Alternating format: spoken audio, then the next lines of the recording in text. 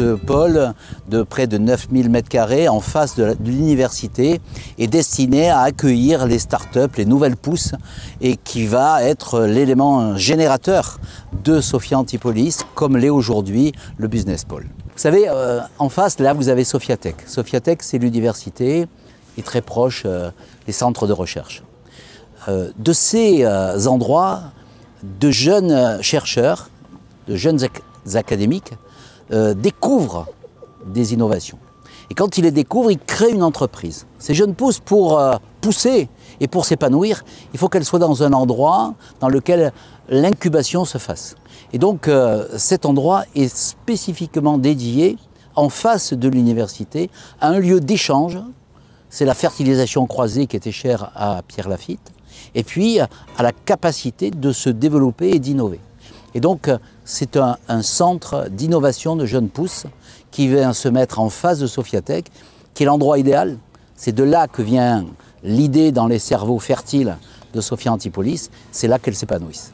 Comment construire, faire des innovations, parce que ce n'est pas possible de construire le pôle innovation de Sophia Antipolis, qui est quand même le lieu de l'innovation, sans une architecture complètement innovante. Les innovations, en général, représentent un surcoût.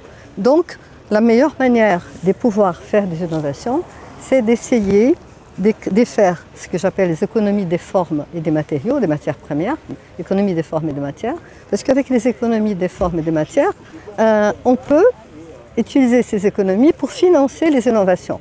Donc j'évite de faire des formes trop complexes, tout en faisant des espaces de grande qualité.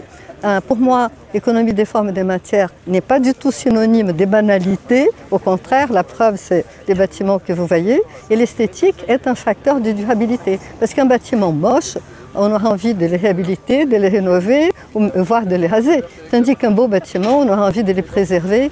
Donc c'est un bâtiment essentiellement durable. Ce qu'il faut ici, c'est que ce soit reconnu sur le plan européen comme étant encore et toujours la première technopole de l'innovation et le temple de l'intelligence artificielle. Il y aura suffisamment de sites dans le monde pour faire ce développement.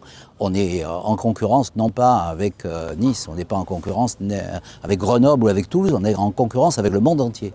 Et donc ce qu'il faut, c'est avoir un seuil qui est déjà obtenu de qualité de recherche et de qualité académique, qui fait que c'est là qu'on produit le plus d'ingénieurs en matière d'intelligence artificielle et que donc forcément la fertilisation croisée se fait.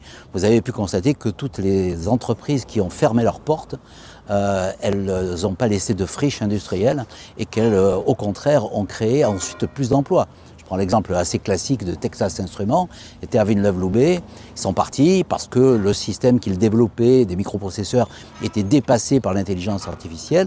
Donc c'est normal qu'il y ait des créations et des destructions. Mais immédiatement, le site a été racheté par Amadeus, qui est le porte-avions de Sophia Antipolis en matière économique et en matière de recherche privée. Et aujourd'hui, il y a plus d'emplois sur Villeneuve-Loubet qu'il n'y en avait au temps de Texas.